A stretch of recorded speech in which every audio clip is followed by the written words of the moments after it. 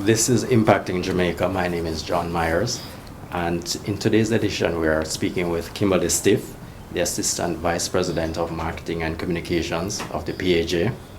Now, the PAJ is the agency of government that regulates the ports. Now, Kimberly, welcome to Impacting Jamaica. Thanks for having me. Right.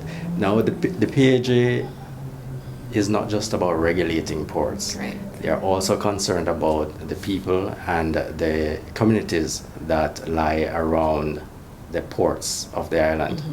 Now, Kimberly, the Port Authority, you recently undertake a $500 million upgrade of the Ocherous Fishing Village. Yes. Now, tell us about that. Why was it important for the PAJ to get involved with such a project, and exactly what does it entail?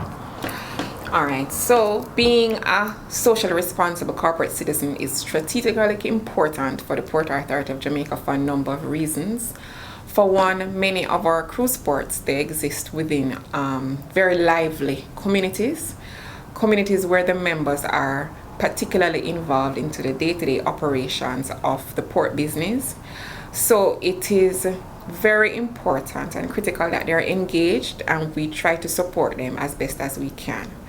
So as a matter of course, the Port Authority of Jamaica typically invests in the cruise port resort towns. So most of our towns in which you have a cruise port, we seek to find ways in which we can enhance the communities. So two in particular that we will speak about today are the Ocherous Fishing Village, which you just mentioned, and the Port Royal Ferry Pier, affectionately known as the Port Royal Jetty. Now, the Ocherous Fishing Village, I think most Jamaicans who go down to the North Coast, they will be familiar with that area because the food product is quite good.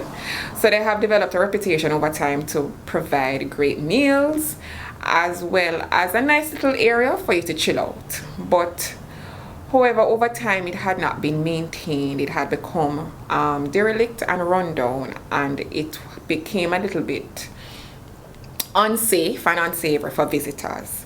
And it became a concern for our cruise lines, given being the proximity to the main Ocherous cruise port and the fishing village vis-a-vis Duns River, Dolphin Cove, and the other attractions along that stretch. So tourists would leave the port, typically they want to walk the town, and they would have to traverse the area, which is where the fishing village is located now. And it really was an eyesore, as well as it wasn't too safe.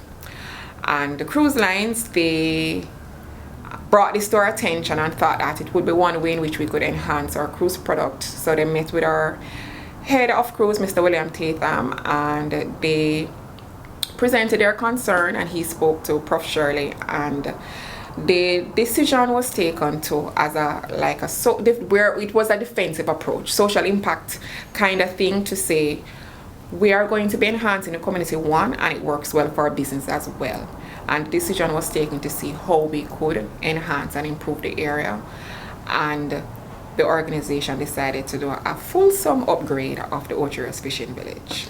So when one should go to the Ocherous Fishing Yes. Village, what are we likely to see at this point? Well, apart from seeing a world-class facility in terms of aesthetics and look, it's dubbed the ultimate chill spot. So you have a fabulous ocean view. You have a natural spring running through the property. We maintain all of the natural elements in the design. So you'll see beautiful buildings, you'll see great offerings, a number of restaurants to choose from, approximately 10 of them. And what is unique about it, and it is very significant, is that all the persons who we found there, they were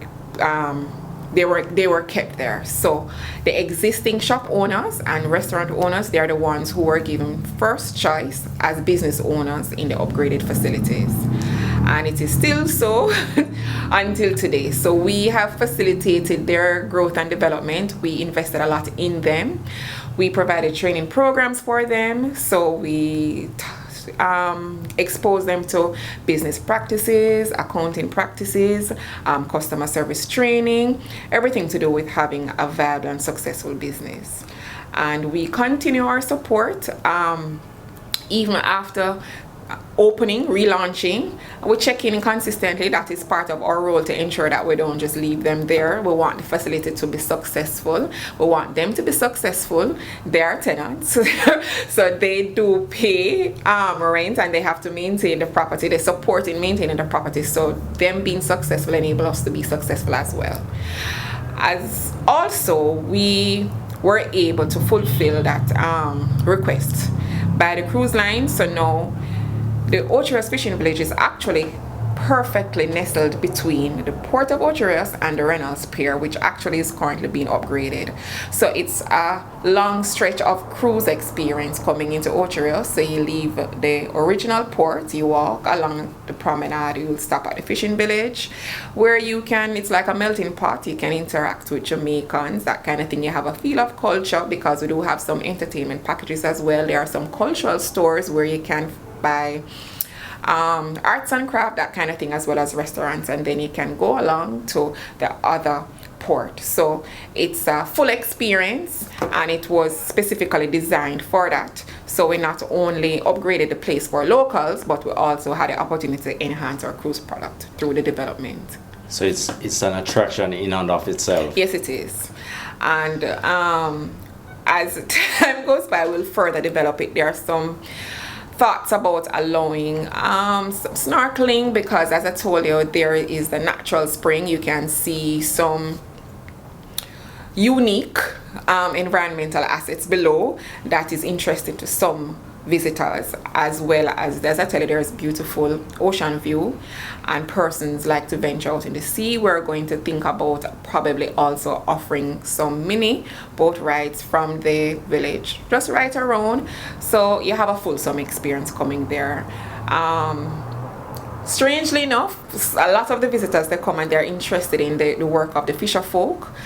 So they are still there as well. So they come, their boats are there. You'll see them. That the persons like the aesthetics of the boat, in front of the ocean. They take a lot of photos there, and they're intrigued by the jobs, the nets, the whole activity of fishing. So that in itself is an attraction to them. They engage a lot with the fisher folk, ask them about the process, watch them clean and prepare the fish. You'd be amazed what tourists find interesting. So it's a truly Jamaican experience. Truly authentic Jamaican experience, yes.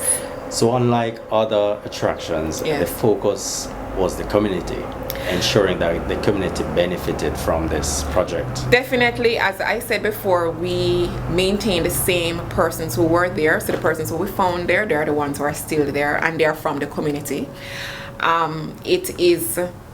We do not charge persons to come there, so you will only patronize the various shops, but everyone is free to come and enjoy the facility, enjoy the beautiful views. So we didn't want to have any kind of restrictions. We already have enough restricted beaches and that kind of thing there, so it's free to locals, Jamaicans alike. They can come and access the place. Just come and chill, have a drink, have a meal, whatever you choose, but it is open to everyone. Right. The focus, as you said, was the community. You would not only improve the aesthetics of the location, Right. but you also try to develop the community, the Yes. persons from the community into Yes. holistic Right. entrepreneurs. Yes. Well, as I said, we now formalized the setting, and with that came some responsibilities. So they have to pay formally. They would have to pay light bills, they have to pay water bills, they have to pay maintenance, the typical responsibilities that comes with being a business owner. So comparatively to the situation before, where they were really just in some little stalls and stuff, it is now formalized, and we considered now how can we equip them and ensure that they're able to manage and they're able to earn and be successful and maintain their shops, so that they can continue and build upon it. So initially, when we started and they moved in, we did not charge them for the first 6 months of operations. So we gave them a little time, because they wouldn't have been accustomed to our formal arrangement. So we gave them a little time to get on their feet and to become accustomed to be in the formal systems. And so as a result, we had anticipated that there would be a little learning curve. So we had training sessions to ensure that they would have been able to manage effectively. And outside of that, with any development, because we have now improved it, we know Jamaicans want to come to anything that is new and novel, and as I said, now we're going to be promoting it and really attracting and asking tourists to visit. We want to ensure that the service is just as well, so we train them in customer service, ensuring that they provide a great experience. We gave a lot of feedback in terms of the shops. If you look at a lot of them, some of them have nice murals in there. They set up the layout, they come for us for advice, and we supported them accordingly, that kind of thing. So we invested a lot in them, and it's almost like a family. They know us all by names. We use them a lot for everything. We have functions there, they cater. It's quite involved. So how are they responding to the advice, the tips, the commitment to paying bills, etc.? They love the improvement. They love the new look. They like the improved aesthetics a lot. They're very appreciative. We all know Jamaicans and how we are, especially when we have had an opportunity to exist and earn with no responsibility before. So it wasn't the smoothest of transitions. However, they understand that with maintaining a place, they have electricity, security, bathrooms, etc. There's a cost attached. So over time, they have become very protective of the place. They will call and say, boy, X is happening, or this pipe is not working properly, that kind of thing. They really have taken it on as their own. And I guess arising from the investment we have made in them, they now have bought into the value and are quite involved. So they would tell us the things that need to be done, and they are very welcoming of the idea that they have to take on these expenses. Of course, the greatest benefit is so that locals can partake in the tourism product, right, and benefit from the tourism product. Definitely. So we try to ensure that all of our developments, all of our attractions, our port facilities, that there are access to the local persons, so that Jamaicans can come and benefit from the great work of their government. So that is very critical for us. As I tell you, there is full 24-hour access to all locals. There's no charge to enter, so everybody can come and experience the place. The shops are quite popular. Two shops there in particular. Jangali seafood is excellent, very popular. Lobster Dave is extremely popular. He was recently featured in this overseas magazine, so he's doing pretty well. A lot of the local personalities visit. It's a mainstay. When you go to Ochiros, you must go to Lobster Dave. So they're doing very well there, and as I tell you, they are very appreciative of the redeveloped environment. And in terms of the old Ochiros area, that particular area, it has really transformed. It has transformed, and we're in the hub of Ochiros. We're on Main Street, so that's really along the main road in Ochiros. So there's lots of activities, always busy. So it's always a buzz of all things good in terms of energy, vibe. We had a lot of entertainment packages and features, as well as events.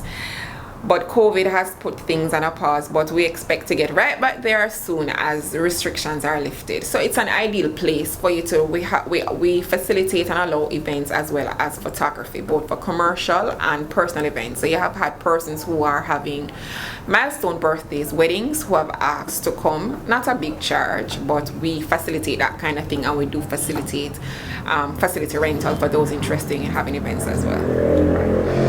In terms of further investment into transforming the area, yes, are there any plans? As I had said earlier, there is a promenade that is being built, which is anticipated would further enhance the access and the opportunity for persons to come and visit, in addition to seeing what kind of other activities persons who come to the facility can enjoy, either while they're waiting on a meal or just things to do. So as I said, we're thinking about formalizing having a few little tours by some of the fishermen, as well as some snorkeling activities, as we have the natural spring that runs through the facility, among other things. Well, a few things, we don't want to say everything right now, but a few things are being planned for the facility. Right. We're speaking with Kimberly Stiff, Assistant Vice President, Marketing Communications for the Port Authority of Jamaica. We'll take a break to hear from our sponsors at this point. Welcome back to Impact in Jamaica. We're speaking with Kimberly Stiff, Assistant Vice President for Marketing Communications for the Port Authority of Jamaica. Kimberly, the PAJ, you also undertook an upgrade of the jetty in Port Royal as well. Can you tell us some more about that? Well, as you would be aware, we recently developed a cruise port in Port Royal, and as I mentioned earlier, as it is typical with any development that we undertake, we engage the communities first. We meet with them, we advise them of our plans, we speak with them about any issues that they may have, any concerns, and in one of those town hall meetings with the fisherfolk in particular, they highlighted the fact that the Port Royal Ferry Pier, which they affectionately call the jetty, had been in a state of disrepair for some time. And it was a matter of concern for us because of its location, and also because it really was a key enabler for the community in terms of their ability to conduct their commercial activities, as well as some kind of social and entertainment activities that they would undertake.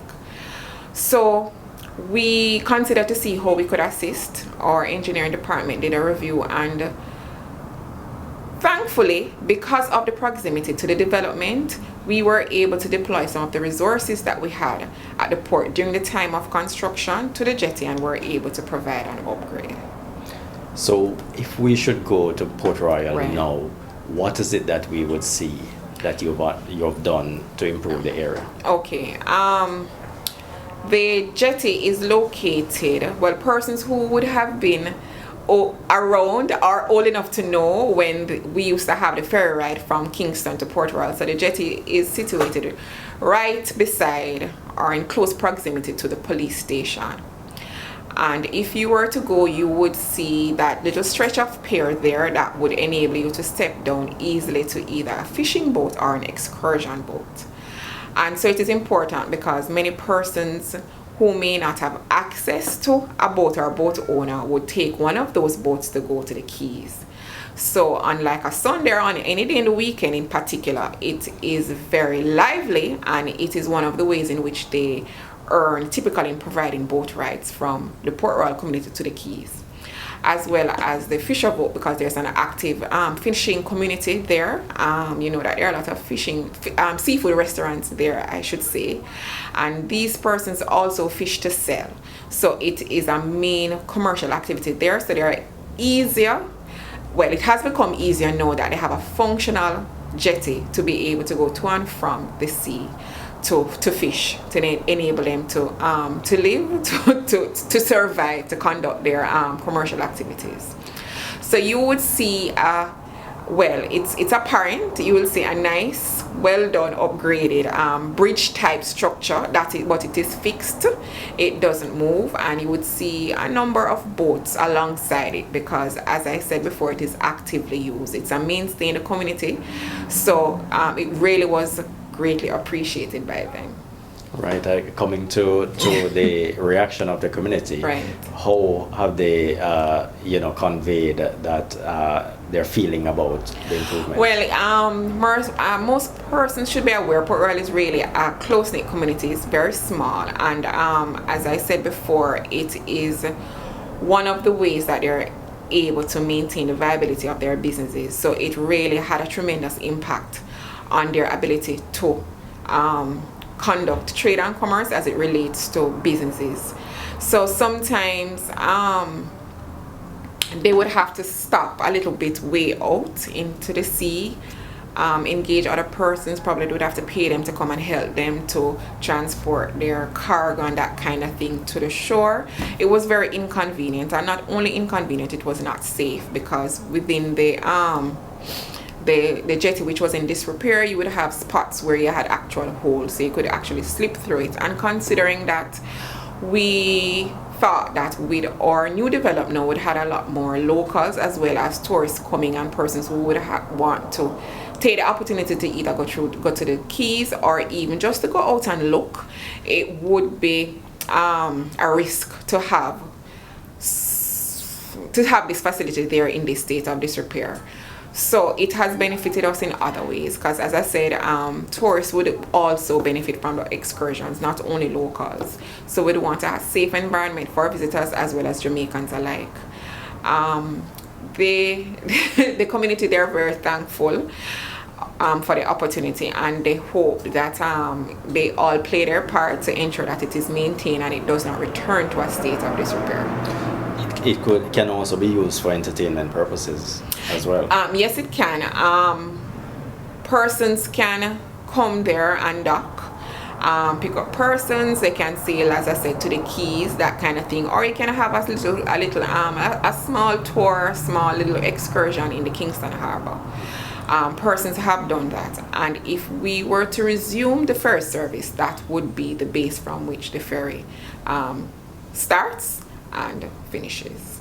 So in addition to bringing cruise liners, enabling the yes. docking of cruise liners, right, in Port Royal, historic Port Royal, yes, it is also enabling community members to earn a living. Right. They typically did, but it was increasingly difficult because of the state of the jetty. So now we have provided this upgrade.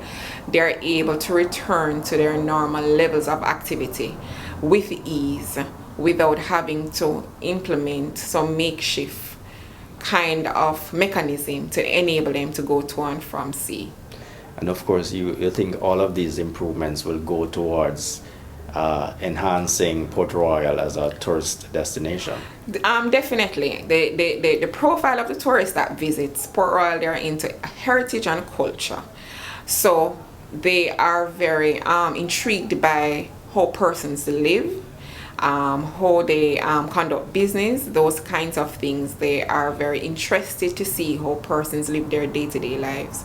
So they would want to come and have that actual fishing experience. And the fisher folk, they're very open. They are accustomed to facilitating these types of tourists, because I said typically they would have persons coming there. So it would be no different from cruise visitors. So they anticipate that they will have persons who want to come and have that experience similarly to those that they have had before, even before a cruise port was there. So the fact that we would have improved the facility would mean that probably more and more persons would be utilizing it. So again, it has enabled them to probably expand their business offerings and eventually earn more. Of course, this fits into the broader plan to really develop Port Royal as that in a few years, cruise. Port Royal will be the place to be. It's a gateway for Kingston, so the whole cultural and heritage experience will extend to Kingston. But of course, Port Royal will be that little place of mystery and history that persons want to come and chill out on a weekend. And it is positioned as a family. Most of the things there are positioned as family attractions and family experiences, so everybody can come. It is interesting, engaging. It's a lot of educational opportunities, lots to learn, lots to experience, lots to see. And we have also upgraded the Fort Charles facility there, so it's a new Fort Charles experience as well. So when you come to Port Royal now, you'll have so many things to do, so many things to experience. It will take you some time to fully experience the new Port Royal, let us say. We're presently, even though we are experiencing COVID and had some limitations, development has continued. So we are working on a museum and an adjoining restaurant for the port as well. So there will be lots of things to do. So having this jetty there will enable persons, even those persons who are boat owners, if they want to come over by their boat, they can come by the jetty and just walk down, because we have also built a promenade and experience all of these new developments that we have on offer. So yacht owners, they have facilities I don't know. Did you see those photos by the quays? I was amazed that we had so many boat owners in Jamaica. So we are catering for all for all markets. Persons who are boat owners, persons who are not, persons who are in between. You may not own one, but you may know someone with one. But everybody is welcomed, and we want to ensure that there is a facility to accommodate everybody. So the same persons who would go over on the little boats and the canoe, etc., have an easier experience with the upgrade of the jetty that is there. So it shouldn't be a bother and a concern. You can put on your nice shoes and your pretty clothes. You're not going to fall anywhere. You'll have easy access and movement. So that was a consideration too when we decided to provide this upgrade. And of course, all of this means more opportunities. Yes. Importantly, more opportunities for the residents of Port Royal. Well, it is innate for them. They are highly territorial and very protective of their community. So they stand to benefit from everything first. And we wanted to ensure that they were able to capitalize on the opportunities, because they have said that they recognize the capabilities and the potential, and they have been promised for so long. So they really were very happy when the PJ finally came and implemented all these plans that they have been hearing about for years. So now the community is going to be abuzz with a lot of activity, and they'll be able now to see how best they can think of whatever other type of activity they can introduce, whatever other business venture.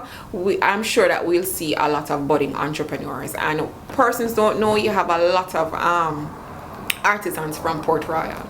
So many of them will be able now to set up their areas. Persons can come by boat or they can walk when they drive down and visit within the town and see what they have on offer to purchase. The nice art, paintings, authentic craft, authentic jewelers who create all types of beaded jewelry and that kind of thing.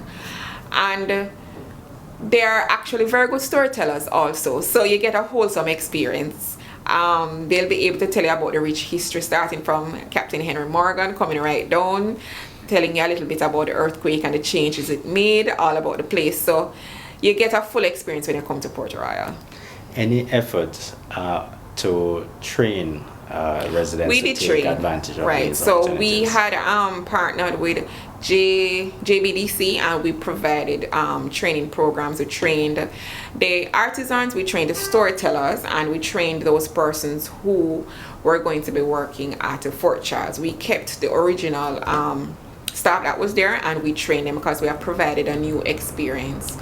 So we made all efforts to, well, it's a protected area, and a lot of the buildings and the facilities over there are protected. So in enhancing Fort Charles and doing the upgrades to that building, we ensure that we protected the place, and we have lots of guided tours where persons were trained to provide that experience as well. So there are so much you can do now in Port Royal. It would take you some time to have achieved the full experience, and we have made it quite novel. We have been innovative. It changes every now and again. So if you came 6 months ago and you come 6 months again, there will be some little change, because we want to keep attracting persons there. We want to develop the town as a true tourist destination. So the stage is set for Port Royal to really realize its true potential. Yes, it definitely is. We are bubbling with excitement, and we can't wait to be over the worst of COVID and things begin to open up again. And of course, that's a big thank you to the PAG for setting the stage.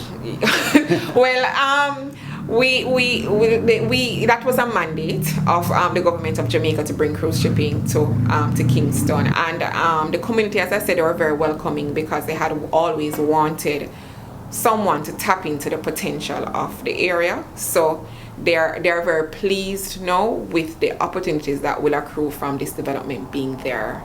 and there's so much that can be done, and so much that we would want to even engage private sectors to come and see how they can further develop and enhance the entire area. So there are tons of opportunities there.